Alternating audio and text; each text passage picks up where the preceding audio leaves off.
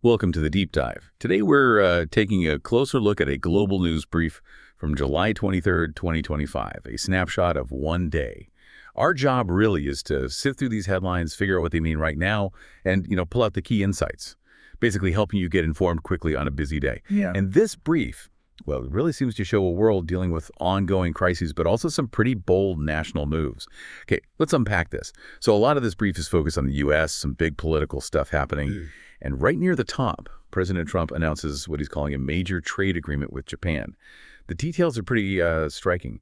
A 15% tariff on Japanese imports, but then Japan supposedly agreeing to invest, around $550 billion in the U.S. What's the real story here? Those numbers are huge, and, well, is this announcement typical? Yeah, what's really fascinating, I think, is how it was announced. Completely unilateral. Yeah. From the U.S. side. The brief points out Japan hadn't actually said anything official yet, which, suggests this isn't your standard coordinated rollout of a trade pact.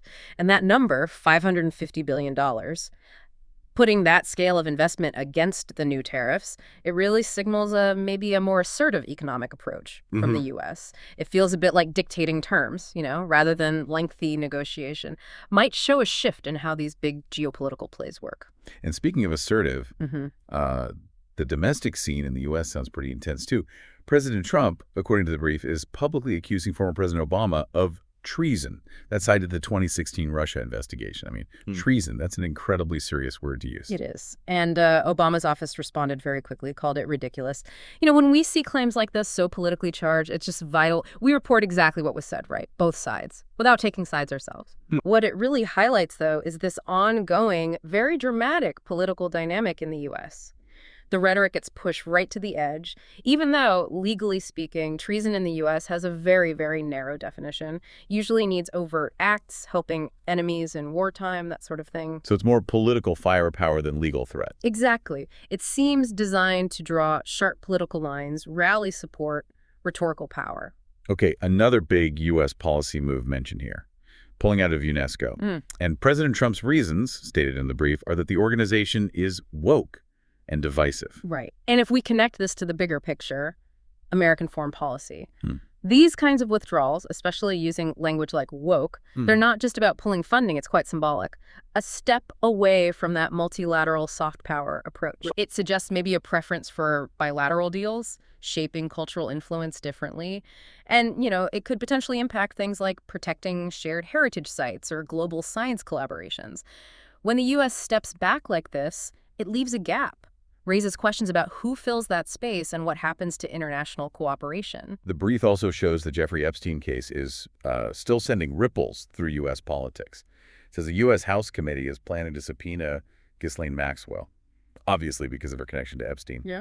And it ends the Department of Justice is apparently contacting her about testifying, too. Yeah, that's significant. It really raises the question of, well, how long will this case continue to have these legal and political impacts? It clearly still has the power to shake things up, pull in major figures. It keeps these complicated legal threads very much alive, shows how these long-running investigations can keep affecting politics right now. Okay, let's shift focus now.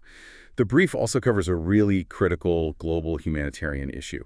And it's frankly heartbreaking. We're talking about Gaza. The humanitarian crisis there is getting much worse. And the specific detail that jumped out. Medical staff reporting at least 15 Palestinian children have recently died from starvation. Just devastating. Attributed to prolonged food shortages. It is devastating, and that specific detail, the children dying of hunger, it just brings the awful reality of that crisis into sharp focus. It's the direct human cost, and it underlines these huge global challenges. Food security, the impact of conflict on the most vulnerable people. It's a really stark reminder, isn't it, that amidst all the politics and economic shifts, basic human needs are going unmet.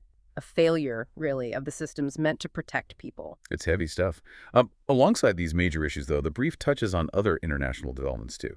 Sort of the ongoing pulse of global activity, like Qatar confirming it's in talks with the IOC, the International Olympic Committee, about potentially hosting the 2036 Olympics. Olympic bids are always a big deal. It's not just about sports, is it? It's about global image investment. Right. And this definitely highlights Qatar's ambition, its growing role on the world stage. They've hosted major events before, obviously. Seems like a strategic move to position themselves as a global hub. Okay, then down to South America, Brazil. The Supreme Court there has apparently threatened to arrest former President Bolsonaro. The reason given is violating a court order. That sounds serious. It is serious. It really demonstrates the power of the judiciary in Brazil, the separation of powers in action, Yeah. even against a former head of state. It's a major test of their institutions, those checks and balances. Shows that political figures aren't necessarily above the law, and ignoring court orders can have real teeth. And then on a much sadder note, there's news from Bangladesh. A military plane accident. Tragically, it says at least 19 students died. Yeah, that's just awful news, these kinds of accidents. Always a profound tragedy. A terrible reminder of the human cost, the fragility of things. Hits communities hard, far from the usual headlines. Okay, let's try and pivot slightly. The brief does cover some lighter items too. Entertainment, sports. The world keeps spinning, right? The Venice Film Festival 2025 is getting ready, preparing to welcome lots of big international stars. And in sports, sounds like a close match. The British and Irish Lions rugby team just edged out the First Nations Pacifica XFE 24-19. A real nail-biter, apparently. Yeah, and these things, film festivals, big sports matches, they play their own role, don't they? They're part of the daily news flow, offer that sense of global connection, shared experience, alongside all the serious political and humanitarian news. Reminds you of the diverse texture of the world. So when you put it all together, what does this all mean? We've covered a lot just from one day's brief. High-stakes politics, deep humanitarian crises, Olympic ambitions, legal battles, right through to sports and movies. It's a whirlwind. Paints a picture of a world definitely in constant motion, wouldn't you say? Absolutely, and Yeah. that's the real challenge for all of us, isn't it? Trying to make sense of it all. Because these events, they might seem separate on the surface, a trade deal here, a crisis there, but they're often much more interconnected. Mm-hmm. That trade deal could impact economies globally, maybe even worsen food shortages somewhere else. Mm-hmm. A political decision in one country ripples outwards, affecting international bodies, maybe even aid efforts. What the brief really shows us is this world where huge political shifts, social issues, human suffering, it's all happening at the same time as everyday life, leisure, entertainment. So maybe the final thought for you, the listener, is how does understanding these connections, seeing how these different threads might link up, help us grasp the true complexity, the interconnectedness of it all? It's quite something to think about.